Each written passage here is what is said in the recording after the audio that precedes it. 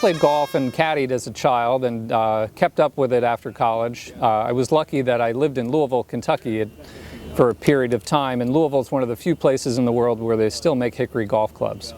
And I was fortunate to play in a charity golf event at Valhalla Golf Club, and Louisville Golf was on two of the tee boxes there and made us play with hickory golf clubs for 2 of the holes. And I parred the first hole at Valhalla with hickories and was instantly hooked. And I went online and discovered that the U.S. Hickory Open that year was in French Lick, Indiana on my birthday. So I drove up there and followed some groups around. I didn't own any hickory golf clubs and instantly got the bug. And I've been playing hickories exclusively now for about 12 years. I think the benefit of playing hickory clubs to me is shot making and shot selection. When you stand over a shot 150 yards, you probably have 6 different ways to play that shot. Now that may also be true with modern golf clubs, but with hickory golf clubs it feels more relevant and more realistic. As people say, you can run the ball up, you can play it in the air, you can hit a punch shot or a push shot. To me, that's the joy of hickory golf. And the other pleasure for me is that you don't have to be the best golfer in the world to compete out here. We all play with handicaps and we play match play, and most of us play the game because we love it. So the score is almost a byproduct and not really the purpose. One of the things I love is golf before 1900, and we're not going to play that style of golf here at the U.S. Hickory Open necessarily, but it's kind of fun to look into how it works. So this is a modern day replica of a feathery golf ball. I have yet to play these, I just got them a week ago. But this ball was in play for hundreds of years before the modern golf ball was invented. This golf ball is a leather round stitched piece of leather with wet goose feathers stuffed into wet leather. And when the leather dried, it shrank, and when the feathers dried, they expanded. So what you get is a fairly firm golf ball, which was commonly in use up until the 1840s. Following that is what is known as the Gutta-Percha golf ball. This too is a replica Gutta-Percha ball, but this was invented around 1848. And the development of the Gutta-Percha golf ball led to the vast expansion of golf around the world, because the cost of producing these golf balls was minuscule compared to making a feathery golf ball, which was completely hand-stitched. In about 1898, the Haskell ball was invented. This one happens to be a mesh pattern ball. This was the first rubber core golf ball ever made in 1898. This also coincided with the Industrial Revolution in Britain and coincided with the huge, vast development of golf courses all over the world. This golf ball led eventually to the modern golf ball. This is a modern golf ball that most of us will be playing at the U.S. Hickory Open.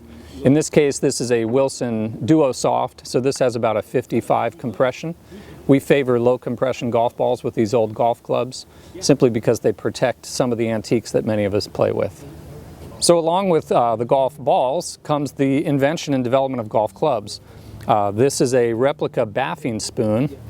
I don't know if it's clear to see, but there's quite a bit of loft on this club, probably in the range of 21 degrees.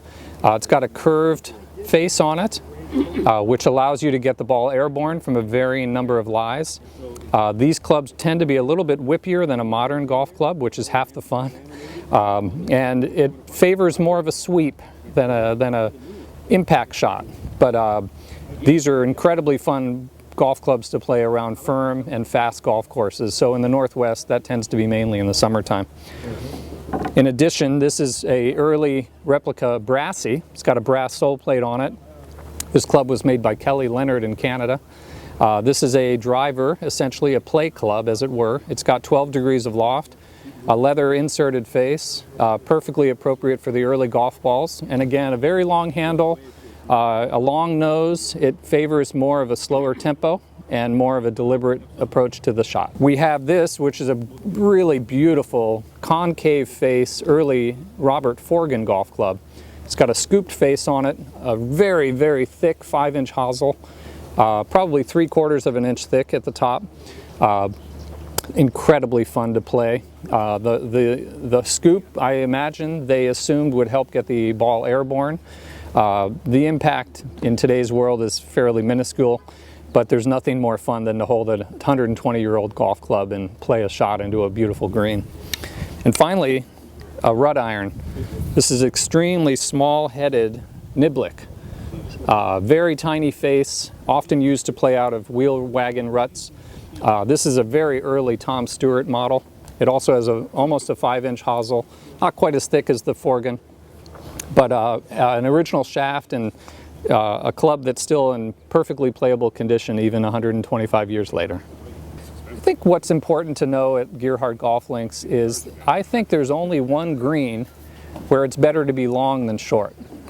Almost every green on this golf course favors being short of the green or short of the hole and not above the hole. The only exception I think might be hole number 15, the par 3. There's a short par 3, 135 yards. It's heavily bunkered in the front of the green. So that's probably the only green on this course, in my opinion, where it might be better to be long than short.